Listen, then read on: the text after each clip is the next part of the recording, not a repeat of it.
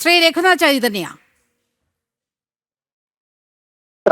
താങ്കളുടെ ചോദ്യം എനിക്ക് ഇതിനിടയ്ക്ക് ബഹളത്തിനിടയ്ക്ക് എനിക്ക് മിസ്സായി പോയെന്നൊന്ന് പറയാം.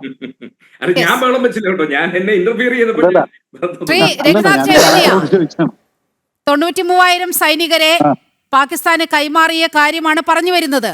ഒപ്പം തന്നെ പാകിസ്ഥാന്റെ ബഹുഭൂരിഭാഗം പ്രദേശങ്ങളും ഭാരത സൈന്യം കീഴടക്കി മുന്നേറുമ്പോൾ അതെല്ലാം അവിടെ ഇട്ടേച്ചു പോരൂ എന്ന് ആഹ്വാനം ചെയ്ത ഭരണാധികാരികൾ നമുക്കുണ്ടായിരുന്നു. അതുകൂടി ഈ ഘട്ടത്തിൽ ഒന്ന് ചേർത്ത് വായിക്കണം. അതാണ് ഞാൻ പറഞ്ഞു വന്നത്. 1971 യുദ്ധത്തിന്റെ അന്ന് ഞാൻ ഫോഴ്സിലില്ല, ഇനി സേനാപതി വേണു ഫോഴ്സിലുണ്ടെന്ന് എനിക്കറിയില്ല. പക്ഷെ അതിന്റെ വളരെ വിഖ്യാതമായ മറ്റൊരു സ്റ്റേറ്റ്മെന്റും കൂടെ ഉണ്ടായിരുന്നു. അതായത് അന്ന് യുദ്ധം നിർത്താനായിട്ട് ഇന്ദിരാഗാന്ധി ആജ്ഞാപിച്ചു കഴിഞ്ഞപ്പോൾ രണ്ട് കാര്യങ്ങൾ ഇവിടെ ഒരുപാട് പുതിയ തലമുറയെ വളരെയധികം തെറ്റിദ്ധരിപ്പിക്കപ്പെടുന്ന രീതിയിൽ പ്രചരിക്കുന്നുണ്ട്. അതിലൊന്ന് ഒരു മിസ്ഇൻഫർമേഷൻ ആണ്. അതായത് അന്ന് യുദ്ധം നിർത്താനായിട്ട് പറഞ്ഞു കഴിഞ്ഞപ്പോ അങ്ങ് ഇസ്ലാമാബാദും എല്ലാം ക്രോസ് ചെയ്ത് ഇന്ത്യൻ ആർമി അതുപോലെ മുന്നോട്ട് പോയി കഴിഞ്ഞപ്പോ അന്ന് ആർമി ചീഫ് പറഞ്ഞു, എനിക്ക് ഒരു ദിവസം കൂടെ തരാമോ എന്ന് ചോദിച്ചതാണ്. ഒറ്റ ദിവസം കൂടെ പാകിസ്ഥാൻ മുഴുവൻ പിടിച്ചടക്കാമെന്ന് പറഞ്ഞാണ്, കൊടുത്തില്ല. രണ്ടാമതൊരു നുണക്കഥ പ്രചരിപ്പിക്കുന്നതെന്ന് പറഞ്ഞു കഴിഞ്ഞാൽ അമേരിക്കയുടെ 7ാം കപ്പൽപ്പട പാകിസ്ഥാനെ സഹായിക്കാൻ വേണ്ടി ഇന്ത്യയെ ആക്രമിക്കാൻ വേണ്ടി അവിടുന്ന് പുറപ്പെട്ടു കഴിഞ്ഞപ്പോ ഇന്ദിരാഗാന്ധി അതിനെ ചൂണ്ടി നിർത്തി എന്ന് പറയുന്നുണ്ട്. അത് ശുദ്ധ കള്ളത്തരമാണ്. കാരണം അന്ന് ഞാൻ ജീവിച്ചിരിപ്പുണ്ട്, ഞാൻ പത്രം വായിക്കുന്ന പ്രായമുണ്ട്. അതുകൊണ്ടാണ് ഞാൻ ഈ പറയുന്നത്. റഷ്യയുടെ അന്തർവാഹിനികൾ അവരിവിടെ ധാരാളമായിട്ട് വിന്യസിച്ചിട്ട്, അന്ന് സോവിയറ്റ് യൂണിയൻ ഇടപെട്ടിട്ട് അന്ന് നിക്സന്റെ അടുത്ത് പറഞ്ഞു, ഇനി അത് മുന്നോട്ട് വെച്ച് കഴിഞ്ഞാൽ ഞങ്ങള് ഇന്ത്യയുടെ തീരത്തെത്തുന്നതിന് മുമ്പേ നിങ്ങളുടെ 7ാം കപ്പൽപ്പടയെ ഞങ്ങൾ തകർത്ത് കളയെന്ന് പറഞ്ഞിട്ടാണ് അവര് പിൻവാങ്ങിയത്. ഇത് നമ്മൾ തമ്മിലുള്ള യുദ്ധമായിട്ട് മാറും എന്ന് വരെ പറഞ്ഞു. അത്രയും കട്ടയ്ക്ക് റഷ്യ നിലപാടെടുത്തത് കൊണ്ടാണ് അന്ന് അത് നിന്നത്. പിന്നെ 93,000 സൈനികരെ നമ്മൾ കൈമാറിയത്, താങ്കൾ പറഞ്ഞതിൽ ഒരു കാര്യം ഞാൻ തീർച്ചയായിട്ടും അംഗീകരിക്കുന്നു. ഈ 93,000 പേരെ അവർ ചത്തു തൊലയുന്നത് വരെ നമ്മൾ ഇവിടെ തീറ്റ കൊടുത്ത് നമ്മൾ ഇവരെ ഇവിടെ ജയിലിൽ പാർപ്പിക്കുക എന്ന് പറഞ്ഞു കഴിഞ്ഞാൽ നമുക്കത് നടക്കുന്ന കാര്യമല്ല. നമുക്ക് അതിന്റെ ആവശ്യമില്ല. വിട്ടുകൊടുത്തു, നിങ്ങൾ കൊണ്ടുപോയി പൊഴിഞ്ഞ് പിന്നെ എന്ത് വേണം ചെയ്തു.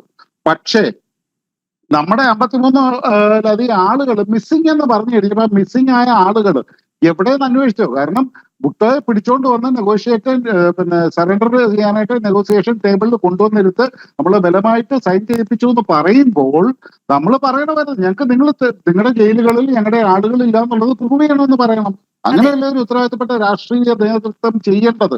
നമ്മുടെ സൈനികരുടെ കണക്കുണ്ടല്ലോ, അന്ന് ഫീൽഡ് മാർഷൽ മനേക്ഷയോട് ചോദിക്കണമായിരുന്നല്ലോ. ഇനി ഫീൽഡ് മാർഷൽ മനേക്ഷയ്ക്ക് എന്താ സംഭവിച്ചത്? APJ അബ്ദുൽ കലാം അദ്ദേഹത്തിന് ആശുപത്രിയില് ശയ്യയില് പോലത്തെ അവസ്ഥയിൽ കിടക്കുന്ന സമയത്ത് യാതൊരുവിധ ബെനിഫിറ്റും കിട്ടുന്നില്ല എന്ന് പറഞ്ഞു കഴിഞ്ഞപ്പോ അബ്ദുൽ കലാം പ്രസിഡന്റ് ആയിരിക്കുന്ന കാലത്ത് അദ്ദേഹം ഇടപെട്ടിട്ടല്ലേ എന്നിട്ട് ഇദ്ദേഹത്തിന് ബെനിഫിറ്റ്സ് കൊടുത്തത്. അപ്പൊ ഈ 71 വാറിനെ കുറിച്ച് പറയുന്നവര് അതിന്റെ ബാക്കി ശേഷിപ്പായിട്ടുണ്ടായിരുന്ന ഈ പറയുന്ന സൈനികരോട് കാണിച്ചത് എന്തൊക്കെയാണെന്നും കൂടെ താങ്കളും കൂടെ ഒന്ന് മനസ്സിലാക്കണം. ഞാൻ താങ്കളോട് വ്യക്തിപരമായിട്ടല്ല ശ്രീ സേനാപതി വേണു, അവിടെയാണ് ഈ പാരമ്പര്യം ഈ മുതുമുത്തച്ഛനും അമ്മൂമ്മയും അച്ഛനുമൊക്കെ ഇങ്ങനെ ഈ സൈന്യത്തെ ദുരുപയോഗപ്പെടുത്തുക, അവരുടെ ആത്മവീര്യം തകർക്കുന്ന ലെവലിലേക്കൊക്കെ പ്രവർത്തനങ്ങൾ തീരുമാനങ്ങൾ കൈക്കൊള്ളുന്ന ഒരു പാരമ്പര്യം കണ്ടുകൊണ്ടാണ് രാഹുൽ വളരുന്നത്. ആ കണ്ട രാഹുലിന് ഇതിലപ്പുറം എങ്ങനെയാണ് സംസാരിക്കാൻ കഴിയുക? ഇവിടെ എങ്ങനെയാണ് ഇവിടെ പൈലറ്റുമാരുടെ കൈ കെട്ടിയിട്ടു എന്നൊക്കെ രാജ്യത്തിന്റെ പ്രതിപക്ഷ നേതാവിന് എങ്ങനെ പറയാൻ കഴിയും? അതുകൂടിയാണ് ഇപ്പോൾ വ്യക്തമാക്കപ്പെട്ടിരിക്കുന്നത്. സേനാപതി വേണു, ഞാന് മുൻ വ്യോമസേന ഉദ്യോഗസ്ഥൻ ശ്രീ രഘുനാഥിന്റെ വാക്കുകൾ കേട്ടപ്പോൾ ഇവിടെ എന്താ പറഞ്ഞ ഒരു വിദേശകാര്യ വിദഗ്ധൻ ശ്രീ മോഹൻ വർഗീസ് ഇരിപ്പുണ്ട്.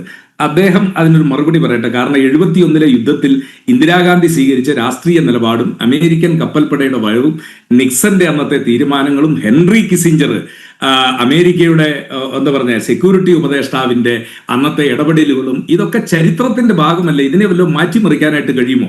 ഇദ്ദേഹം ചോദിച്ച ചോദ്യം എന്താ chief of the army staff ഒരു യുദ്ധത്തിലും അതുപോലെ തന്നെ ഒരു എന്താ പറയുക സീസ് ഫയർ, അത് ഇന്ത്യ മാത്രമല്ലല്ലോ, ലോകരാഷ്ട്രങ്ങളെല്ലാം ഇടപെട്ട് ഇന്ത്യ ഒരു ചേരിചേരാ നയത്തിന്റെ ഭാഗമായി ഒരു ജനാധിപത്യ രാഷ്ട്രമായിട്ട് നിൽക്കുമ്പോൾ ഒരു യുദ്ധവിരാമം ഉണ്ടായിക്കഴിഞ്ഞാൽ ആ യുദ്ധവിരാമത്തിൽ എന്താ നമ്മൾ പിടിച്ചെടുത്ത ഭാഗങ്ങൾ വിട്ടുകൊടുക്കുന്നത് വെറുതെ വിട്ടുകൊടുക്കുന്നൊന്നുമല്ലോ. അതിനെല്ലാം തക്കതായ കരാറുകളും ആ കരാറുകളെല്ലാം വെച്ചല്ലേ ഈ സമയത്ത് നിങ്ങൾ ഈ പറയുന്ന പാകിസ്ഥാന്റെ സേനയുടെ പിടിയിൽ ഉണ്ടായിരുന്ന കണക്കുകളുള്ള ആളുകൾ മുഴുവൻ വന്നു. ബാക്കിയുള്ളത് മിസ്സിംഗ് ആണ്. ഇപ്പൊ എവിടെ മിസ്സിംഗ് എന്ന് യുദ്ധത്തിനിടയിൽ ആരാണ് അന്വേഷിക്കുന്നത്? ബാക്കി അവർ തടവിലാക്കിയിട്ടുള്ള 1000-ലധികം സൈനികരെ വിട്ടുകൊടുത്തുകൊണ്ടാണ് ഇവിടുത്തെ 93,000 സൈനികരെ വിടുന്നത്. അത് വളരെ കൃത്യമായിട്ട് ശ്രീ സേനാപതി വേണു, പാകിസ്ഥാന് വളരെ കൃത്യമായി കണക്കുണ്ടായിരുന്നു. അത് അവരുടെ നിശ്ചയദാർഢ്യം, അവരുടെ പൗരന്മാരോടുള്ള ആ ഒരു ബോധം. പക്ഷേ നമ്മുടെ സർക്കാരിന് ഇന്ദിരാഗാന്ധിക്ക് നഷ്ടപ്പെട്ടത് അതായിരുന്നു. അതാണ് ഞാൻ പറഞ്ഞു വരുന്നത്. ഒരു ചെറിയ ഇടവേളയ്ക്ക് ശേഷം